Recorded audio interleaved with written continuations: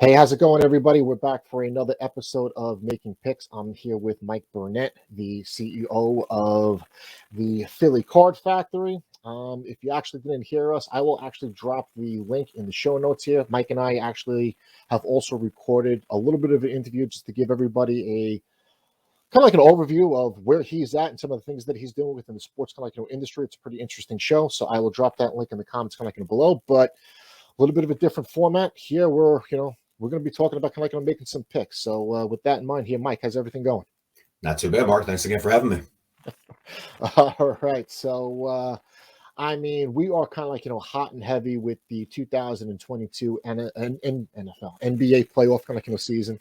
I got NFL on my mind here. I did a lot of stuff. The draft next week. It's coming up for the upcoming draft. So, but anyway, unfortunately, hey, look, the Knicks aren't in it, but we had a great conversation last week. In addition to our interview, you are kind of Philadelphia through and through, diehard. Whether it's Sixers, Eagles.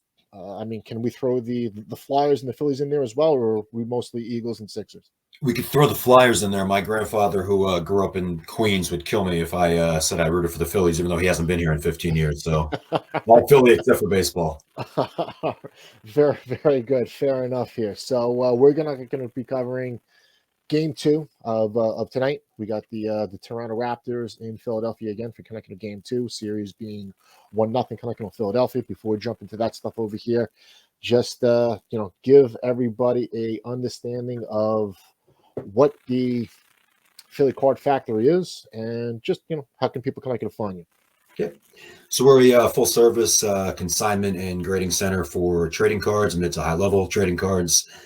Happy to help in any of those spaces. Available through social at PHL Card Factory or through the web at phillycardfactory.com.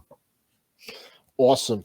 Now, I think it's also too important here because I think, look, we have a lot of similarities, but we're a little different from the perspective of I'm not a big bettor, but I do bet. You don't bet at all, but you do entertain concepts that are a little bit different, like statement games. But then you got a personal collection of sports cards that I'm assuming you're utilizing as not necessarily like a bet, but as an investment. So it's a different type of a bet. No, absolutely. Yeah, it's we watch these playoff games with a little bit of a different eye. It's almost like a bet, if you will. Exactly. Yep. It's trying to get if I still had my collection of Tyrese Maxey cards after Game 1, I think I would have been a pretty happy guy. Looking at my sales afterwards. So yeah, I don't place traditional bets, but the trading cards that I play within, there's definitely a investment aspect, if you will, or gambling aspect, I guess, too. Using it for those kinds of things. And playoffs, it just really takes that up to the surface for sure. Not bad here. So just give us overall thoughts here. And look, I don't really mind. I get upset when people say, hey, oh, you're a Giants fan or a Ranger fan, so you can't necessarily bet on your team. It's not like, we can't have strong opinions one way or another just because we root for a certain team here. So from a fan perspective, from a gaming perspective, from an investment perspective, if you had to put a number on it, 1 through 10, 76ers making a championship run. And what I mean by that is basically, winning a championship. Confident, not so confident. Overall, thoughts on what the Sixers are capable of doing this year. The Sixers have some issues, I think, that are going to get to them in the playoffs, which scare me. I think Doc is an overrated head coach, quite honestly, and I think he has shown in playoff games and series that his rotational management lacks a little bit. He's had a couple of things this year, Paul Reed specifically, where he wasn't playing, and then it seemed like he was just a little stubborn. And I'm hoping that kind of stuff doesn't come to the surface. 1 game in looks great, but we got 15 more games to win. What kind of Harden is going to show up? Are we going to get the Harden that we had for the last couple of weeks? Are we going to get playoff James Harden? Maxey's not going to score 38 points a game like he did, Game 1. And quite honestly, Toronto's a good team, but when you start playing the Bostons and the Milwaukees, I mean, you're going to really see what this team is made of. So my confidence meter right now, I mean, 6 to 7, which is funny because, 7 or 8 years ago when we were watching Nerlens Noel and, waiting for Embiid to get healthy, I would have killed for a 6 to 7 confidence rating, but Yeah. after that Harden trade, I was feeling pretty good. But we'll see. I mean, the NBA is funny. Nobody thought Miami was going to make it a couple of years ago. Milwaukee, even though they were a top seed, they kind of surprised some people, I think, last year beating Brooklyn. So confidence isn't as high as it could be, but there's a lot of variables that if they all shake out the right way, I think they could be giving us a parade in June. Yeah, well, I always kind of hate ask people to kind of think ahead here, because especially when you're kind of playing with playoff mode here, it's this has got to be kind of one game at a time here. So I do want to kind of stay focused on game 2. However, just because you are a trusted advisor and as well as almost like an expert like in the sports kind of industry, the one thing that I always kind of talk about on some of these shows here is how sports codes can be utilized as a hedge against some of your future bets. So let's just put, I guess we don't have to put yourself, but let's kind of look at it from perspective of there's obviously a camp of people who have placed futures bets on the Sixers either making the finals and ultimately kind of winning like the championship here. If there was, I mean, I guess the question I'm asking is there like 1 or 2 cards or something that you're thinking about from, it can either be just like sports card related, whether it's Sixers or Raptors and things like that here.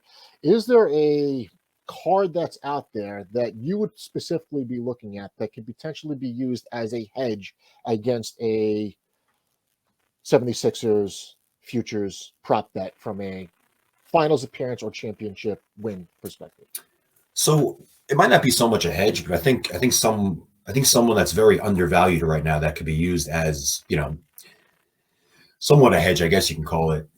You look at a guy like Joel Embiid, and I think, personality plays a big part in sports cards, and he's a polarizing individual. People either love him or hate him, but his pricing hasn't risen to the level where it's commiserate to his talent level and to the awards that he can win moving forward. MVP, Defensive Player of the Year, champion. Those accolades I could have next to his name. They don't. His level of card. You look at Giannis. After Giannis won last year, his card spiked. So if this was a Sixers and Bucks series, I wouldn't even say a great hedge is Giannis because his cards are so high. Yeah. So I think taking this a little bit of a different direction. I think Embiid, even if they lose this series, even if they lose these next 4 games, his prices are so low compared to some of these other guys in his talent set that I think the opportunities are enormous. I mean, this guy is going to win championships, providing he stays healthy. He's going to win MVPs. I don't think he's going to win this year because, again, the personality, they don't like him so much. They like Jokic a little bit, but he's going to win his MVPs. And he's such a fun personality that even when it's the off season, he's going to have some relevancy, which helps rise prices. Whether he's in fun commercials or whether he's doing something, whatever it is, those kinds of things help his prices in the offseason. So it's not a direct answer to the question, but I think Joel Embiid is an enormous opportunity right now. I really do. I mean, the guy's probably the best player in the game, and I mean there are some Scotty Barnes cards that are more than some Joel Embiid rookie cards right now. So. All right. I mean, obviously, it's not it's a popular name. It's kind of a brand name. So even kind of with the brand, you still kind of feel that there's a good amount of stuff that's undervalued from an Embiid perspective. I mean, completely. It's I purchased a couple things this weekend that if it was Luka instead, and keep in mind Luka's hurt, and he's not even playing in this playoff series, it would have been 4, 5, 6 times the price, and the population of those cards are higher because they're newer cards. So if you think about Embiid came out in 2014. He has less, the production run on those cards were less than what they're doing right now, what they were doing in 2018 for Luka's rookie year. So even the raw, like non-graded cards, there's less of those around than you're going to have of the Lucas. So it just, once those cards get graded, the population, because when you grade a card in PSA, it tells you how many of that card in that grade is around.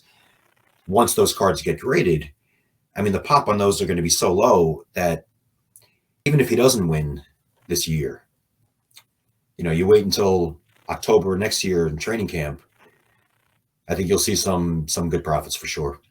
Now, that's an interesting point here, especially when you're kind of comparing a player of Embiid's kind of caliber and the price of the stuff that's going on his things kind of right now in comparison to Doncic. Is it a big disparity? I mean, I'll have to kind of take a look at it here, but it did. Well, there's there's reasons behind it, right? A guy like Zion, a guy like Luka. In 2018, 2019, 2020, when people were really getting into this and spending insane money, their cards were. I mean, there were a lot of reasons why 2 years ago people were spending a lot of money. You had stimulus money, you had people home doing things, whatever it was. There were a lot of reasons why the prices went up. But Luka's cards are at such a high level right now because of those spend levels back then that I think the people that are holding those cards, they're not ready to take 30, 40, 50% losses. So they're kind of holding them and they're keeping the prices high, somewhat artificially, I guess you can call it. But yeah, it's affecting, you know, when you just look at number versus number, I mean, Luka's cards are 3 to 4 times as much in the rookies as Embiid. And it's, to me, that's I mean, completely backwards. But I do own some Luka rookies, which I'm not too thrilled about. I wish they were Embiid's instead. No, that's kind of good stuff here. Let's kind of jump into it here now. I'm trying kind of something new here, so I'm going to utilize you as a guinea pig, and just from a technology perspective, I just want to actually make sure that everything kind of looks all right here. So ignore that stuff for a second here. But are you seeing kind of on my screen? Okay. Yep, I am. All right, so for the purpose of this show here, we're just going back to the old kind of fashion basics. We're accessing StatementGames.com. We're going to dive into game number 2 of the Toronto Raptors versus Philadelphia 76ers game. Just so everybody is familiar with the format, I mean, look, this is a free-to-play kind of game. You're playing for different kind of coins that you can exchange kind of for rewards.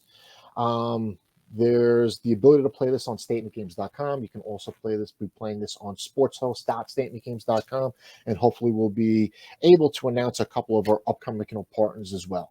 But basically, by coming into the lobby, I've just selected this specific game. I confirm and kind of proceed, and now I'm in the game. So the format is fairly simple, guys. We are going to be reviewing a handful of prop picks that are specific to this individual sporting event. We're not going to make all 10 as part of this show here. We'll, Mike and I will make kind of a couple, and then we'll make the remaining picks kind of off air. But basically, ultimately, we're filling out a card of 10 picks. Once you make your 10 picks, you do need to rank them in order of competence from 10 through 1. So as the sporting event plays out, if your number 10 pick becomes correct, you get 10 points.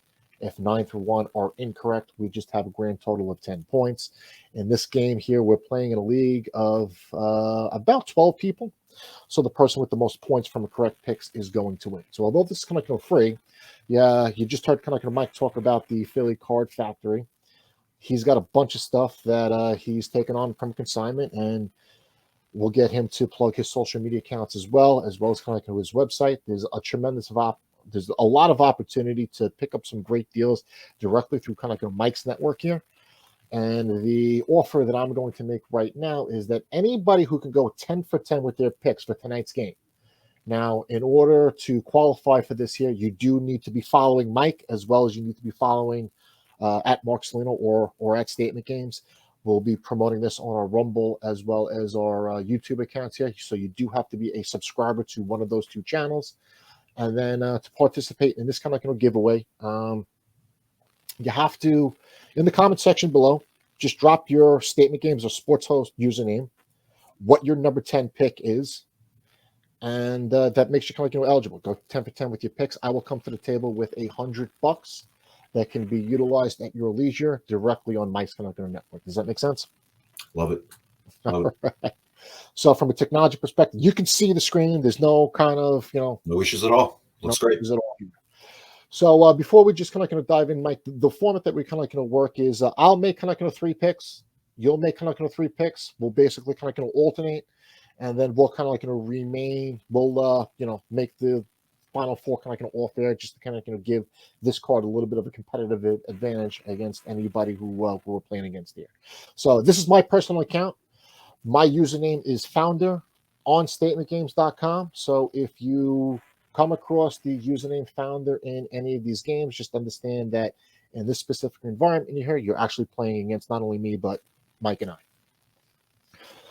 So, hey, look, you know what? We're recording kind of on a Monday. This will kind of drop a little later on this afternoon. I'm sensing a little bit of trepidation to kind of in your voice here, but if we kind of just go back and take a look at what took place on Saturday, I mean, you got to be feeling pretty good, right? Yeah, I'm feeling good. Again, Maxey, I'd be crazy to think Maxey's going to have that same kind of performance again. But on the flip, I don't think Harden's going to have a weak performance too. So I think we're going to see the team come out and give the kind of performance that is indicative of who they've been this season. I think they should leave that building and go up to Toronto up 2-0. We'll see if some of these numbers are within those wins, but I do think they're gonna leave the building up 2-0. Toronto's got a couple injuries they're dealing with tonight too. Yep. So Toronto's biggest advantage over us is coaching. Nick Nurse is a phenomenal coach, and we'll see what he does with that rotation tonight with the 3 guys they have out. But I'm feeling confident on the result here tonight for sure. Gotcha. So just so that you can aware, Mike. So we're playing as a team here. So for example, I'm not going to say that I would kind of do this, but let's just say hypothetically speaking that I made the selection of Philadelphia 76ers won't win by 7.5 points. Mm-hmm. Obviously, one of the picks that you're going to want to make or shouldn't make is Philadelphia is going to win by 7.5 because obviously, our card kind of going to become skewed. So we're kind of playing like a little bit of a team, but that doesn't necessarily mean that we don't have the ability to disagree or, have different kind of thought process as to what's kind of taking place here. So just give me 1 second. I'm just pulling up something kind of else over here. I'm going to go ahead just so that I can kind of give you an idea of what some of these kind of picks kind of looks like. So for almost like my first kind of pick here, look, I mean, given like the restrictions that Toronto kind of has,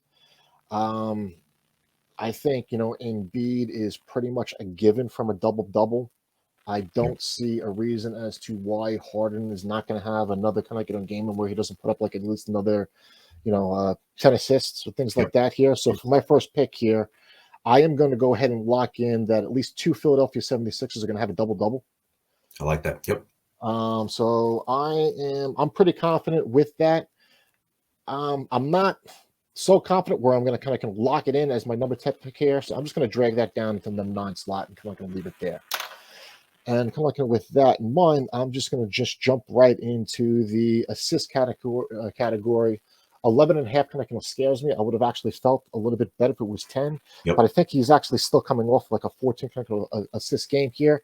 Mm-hmm. I don't trust Harden as far as I can actually throw him, but I still like this kind of pick given the, I guess, injuries that kind of Toronto has here. I'm still going to take the over 11.5 kind of assists, but I'm going to drag that down into the number 2 slot. Whoops, looks like I just messed that up over here. So those are the first 2 picks that are sticking out kind of in my hand here.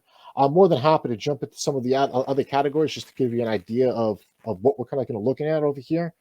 But whether it's from a points perspective, a team kind of perspective, defense kind of combo, let me know where you want me to navigate to. But any general thoughts on what you're potentially leaning towards from a picks perspective?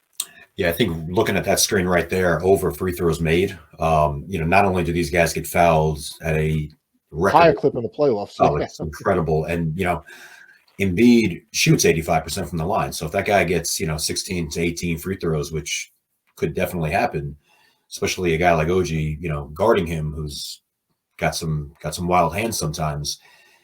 If he makes 14 of those, you got most of your clip right there from Embiid. Harden's going to obviously be slashing. He's going to, take a couple of shots and see himself at the line. Also a pretty good free throw shooter. I think that number, 19.5 over for free throws made, I think that's a pretty pretty good number right there.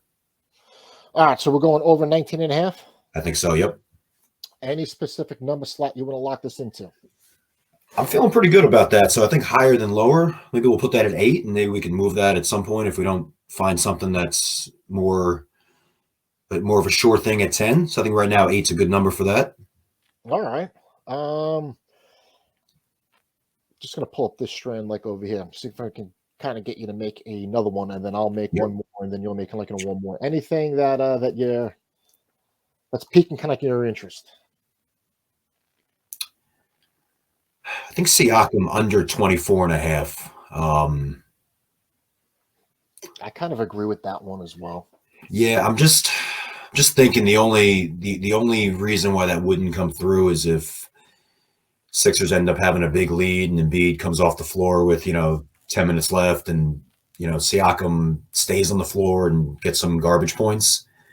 But I don't think it's going to be a blowout type of game like that. So I would think Siakam's going to be guarded by Embiid most of the game. I think 24.5 under is a pretty good one. I know it's playoffs and things like that, but regular season here, he was averaging 24 kind of points a game. Yep. Completely kind of different ball game. And just from a strategy kind of perspective, I like that pick. So let's go ahead and make it. But I don't think there's going to be a lot of people that's locking that in as a number 10 pick. So I think that gives us a competitive advantage if we leave that in as 10. Yeah, it makes sense. I like that. Yep. All right. He's a hell of a player. He really. Yeah. So I mean, kind of with that in mind here, and just kind of like giving everything. Whoops, we're gonna jump into this category. Giving kind of everything that has kind of happened kind of to Toronto.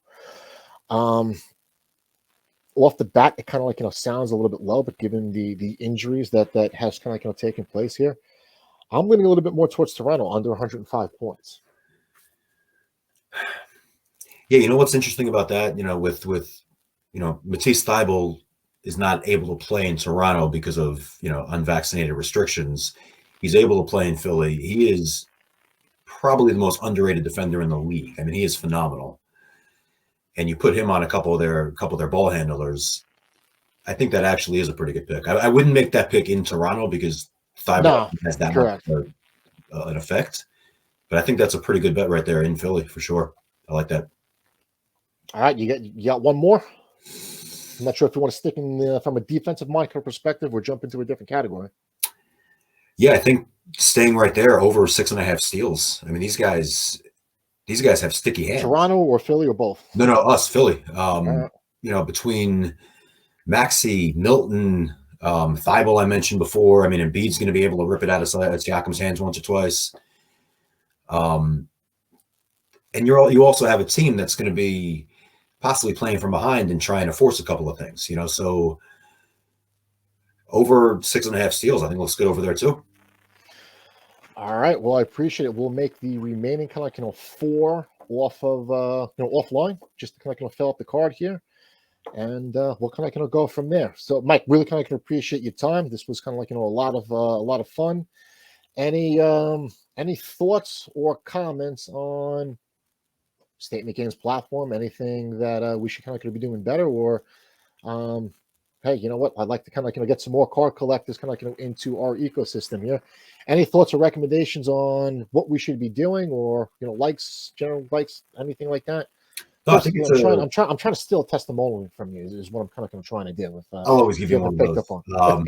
No, I think it's a great platform. You and I spoke last week, and you did a little research into it, and I think there's anytime you have a little bit of a different spin on something that has such a big interest like sports gaming right now, I think you're going to have people. You're going to pique people's interests. So, I think the platform looks great. The actual idea of the platform, I think, is a great one. I think it's just a matter of people being educated on it, and once that education gets to where it needs to be, I think it's a phenomenal idea, and there's definitely a lot of synergy between the card collecting, card investing worlds and the sports gaming world, and StatementGames.com for sure. So I think you guys are building a great platform over there. Appreciate it. So I guess before we kind of run here, just one more time, give everybody the full kind of rundown where we can find your website, social media accounts, all that other fun stuff. Yeah, so Philly Card Factory. Again, socials are at PHL Card Factory. Website is phillycardfactory.com. Full service grading and consignment shop, and always available to help if anyone has any questions. Love watching this hobby grow. So That's a wrap, man. Appreciate it. Talk to you soon. Mark, thanks so much.